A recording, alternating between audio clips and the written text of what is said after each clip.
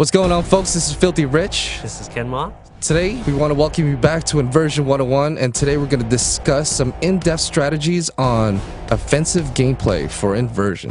Alright, so let's talk about the Gravlink first. I mean, the Gravlink is what everybody's always asking about, right? Gravlink is essentially what's going to let you command gravity. I mean, you're going to always have it with you.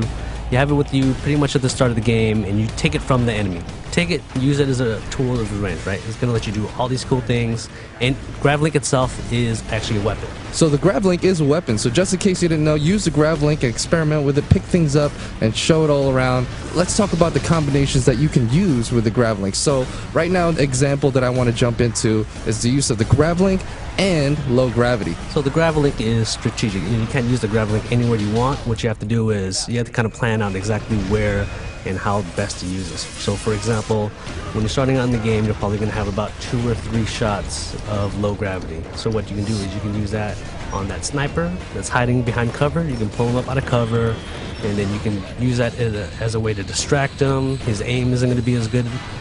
Later on, once you get a little bit better, obviously, you can put him up in the low gravity and then maybe grab an object out of the environment and throw it at him for a one-shot kill. That's a really, really cool thing. Now let's, we touched a little bit up on low gravity. Let's fill them in on high. Like, what's a cool situational thing that I would be put in to want to opt out to use high gravity? So high gravity, what it's going to do is it's going to increase the weight, 3-4 times. Once you hit an enemy with it, you'll see him stuck to the ground. He's kind of struggling. You've got about 5 seconds to decide what you want to do with him at that point.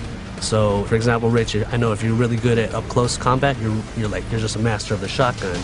What I can do is I can hit him with heavy gravity. He'll be stuck to the ground, and I can just count on you to run up and take care of him.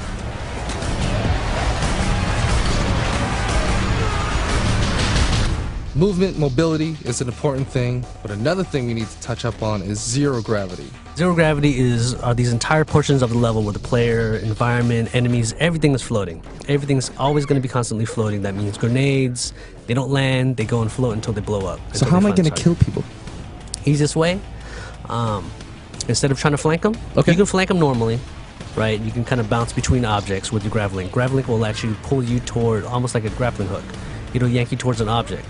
Once you start getting pulled toward this object, you can take out your shotgun, you can take out your sniper rifle, then you've got these cool mid-air battles where you're just kind of shooting at your enemy, and they'll be doing the same thing to you.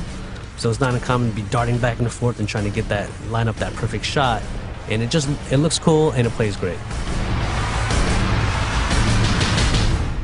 So the next thing that we're going to cover is vector shifts.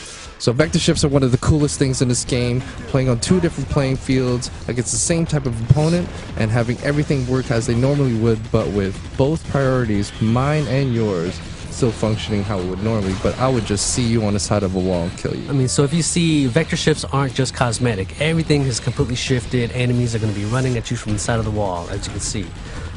Now, because of that, they've got these different angles on you now. So your normal cover that you thought was safe is not necessarily going to work the right way. So they can get these shots on you. Your cover is already destructible. It's falling apart. What you're going to want to do in this situation, use your Gravlink, find out anything that's around you in the environment, anything you can find. That's right. So make sure, guys, I hope you enjoyed this episode of Inversion 101, where we talk about all the different offensive strategies. This is just a tip. We got a whole bunch more coming your way. Well, stay tuned. We'll see you next time.